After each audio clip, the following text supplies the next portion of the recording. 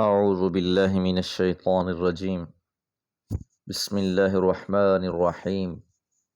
اقتربت الساعة وانشق القمر وإن يروا آية يعرضوا ويقولوا سحر مستمر وكذبوا واتبعوا أهواءهم وكل أمر مستقر وَلَقَدْ جَاءَهُم مِّنَ الْأَنبَاءِ مَا فِيهِ مُزْدَجَرٌ حِکْمَةٌ بَالِغَةٌ فَمَا تُغْنِ النُّذُرُ۔ سورہ القمر، پہلی 5 آیات۔ ترتیب قرآن کے لحاظ سے یہ 54ویں سورہ ہے، 55 آیات 3 رقوع پر مشتمل ہے۔ سورہ طور کا اختتامی لفظ النجوم تھا، اس کے بعد سورہ النجم شروع ہوئی۔ نجم ستارے کو کہا جاتا ہے، اور اس سے متصل سورہ القمر، قمر چاند کو کہتے ہیں۔ پچھلی سورہ مبارکہ النجم کی آخری آیات میں قیامت کا تذکرہ ہوا۔ ازفت الازفہ، قریب آ پہنچی ہے، قریب آنے والی۔ اور اس سورہ مبارکہ کا آغاز بھی اقتربت الساعۃ وانشق القمر، عذاب کی گھڑی قریب آ گئی اور چاند شق ہو گیا۔ اس سورہ مبارکہ میں ایک آیت مبارکہ وَلَقَدْ يَسَّرْنَا الْقُرْآنَ لِلذِّكْرِ فَهَلْ مِن مُّدَّكِّرٍ بار بار دہرائی گئی ہے۔ اسے ترجیع کہا جاتا ہے۔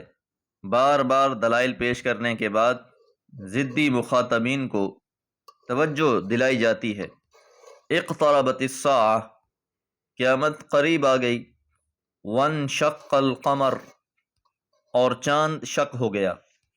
مشرکین مکہ کی طرف سے تسلسل کے ساتھ یہ مطالبہ کیا جا رہا تھا، صداقت قرآن اور صداقت رسالت کے لیے کوئی بڑا معجزہ ہونا چاہیے۔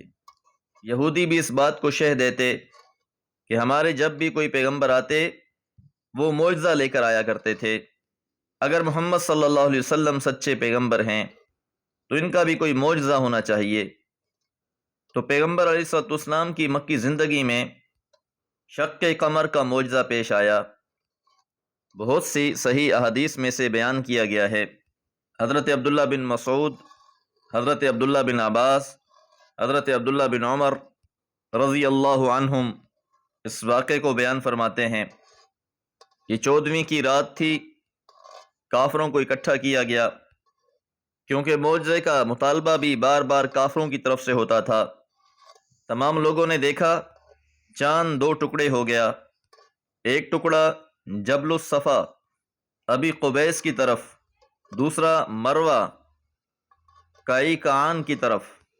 اور یہ کوئی جادو نہ تھا، بلکہ چاند کا 2 ٹکڑوں میں منقسم ہو جانا حقیقی تھا۔ اور پھر ہوا وہی کہ جس طرح پچھلی قوموں نے من چاہے معجزوں کے مطالبے کیے اور پھر معجزے دیکھنے کے بعد بھی ایمان نہ لائے، یہی روش اہل مکہ نے بھی اختیار کی۔ وَإِن يَرَوْا آیَةً، اگر وہ کوئی بھی نشانی دیکھیں، يُعْرِضُوا، اعراض کریں گے، وَيَقُولُوا، اور کہیں گے، سحر مستمر، یہ تو سحر مستمر ہے، جادو ہے جو چلا آ رہا ہے۔ مستمر سحر کی صفت بیان کی گئی ہے۔ پچھلے زمانوں سے اس طرح کے جادو ہوتے آئے ہیں۔ کافروں نے ایمان لانے کے بجائے اسے سحر کہہ دیا اور تکذیب کی۔ اصل وجہ یہ نہیں تھی کہ انہیں کوئی نشانی نہیں دکھائی گئی، بلکہ بات یہ ہے کہ یہ ہٹ دھرم لوگ ہیں، جزا سزا کو مانتے نہیں، قیامت پر ایمان لانے کو تیار نہیں۔ انہیں بڑی سی بڑی نشانی بھی دکھا دی جائے، شق قمر سے بھی بڑا معجزہ دکھا دیا جائے، پھر بھی یہ نظر انداز کریں گے۔ وَكَذَّبُوا، اور انہوں نے جھٹلا دیا، وَاتَّبَعُوا، اور انہوں نے پیروی کی، أَهْوَاءَهُمْ، اپنی خواہشات کی۔ یاد رہے کہ بعض لوگوں نے شق قمر کو بھی قیامت کی نشانی قرار دیا ہے کہ قرب قیامت ایسا ہوگا کہ چاند 2 ٹکڑوں میں تقسیم ہو جائے گا، اور اسے معجزہ ماننے سے انکار کیا ہے۔ تو یاد رہے اس واقعے کو قرآن مجید میں فعل ماضی میں بیان کیا گیا ہے۔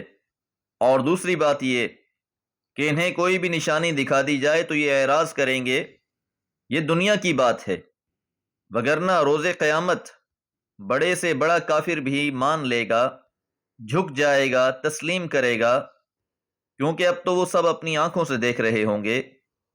تو جو لوگ احادیث مبارکہ کو نہیں مانتے، منکرین حدیث میں سے ہیں، انہیں آیت نمبر 2 پر غور کرنا چاہیے، اور آیت نمبر 3 میں یہ وجہ بیان کر دی گئی کہ اصل میں یہ اپنی خواہشات کی اتباع کرنے والے ہیں۔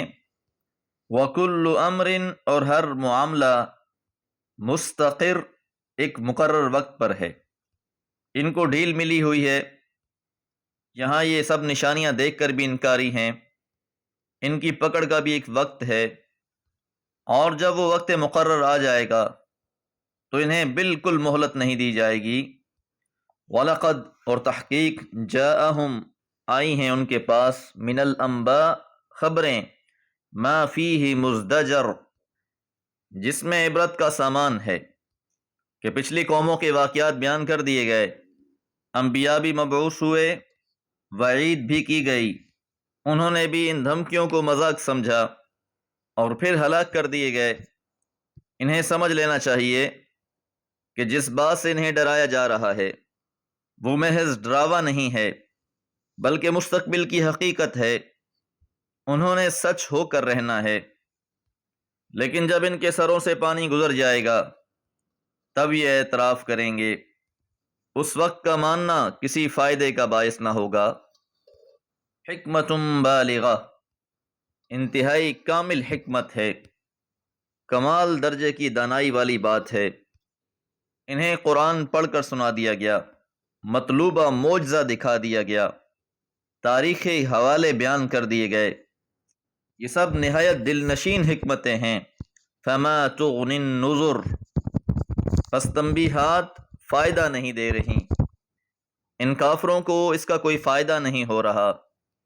حجت و براہین کے تو انبار لگا دیے گئے ہیں، عقلی اور انفسی دلائل پیش کیے گئے ہیں، معجزے دکھلائے گئے، لیکن یہ ساری باتیں ہر کسی کے لیے فائدے کا باعث نہیں ہوتی۔ سابقہ اقوام کی ہلاکتوں کے واقعات بھی بیان کیے گئے ہیں جن میں کافی عبرت کا سامان ہے، لیکن یہ سارے دلائل، براہین اہل خرد کے لیے ہیں، جو اپنی خواہشات کے غلام بنے ہوئے ہوں، ان کو یہ باتیں فائدہ نہیں پہنچاتی۔ اللہم انا نسألک العافیۃ فی الدنیا والآخرہ وما علی الا البلاغ۔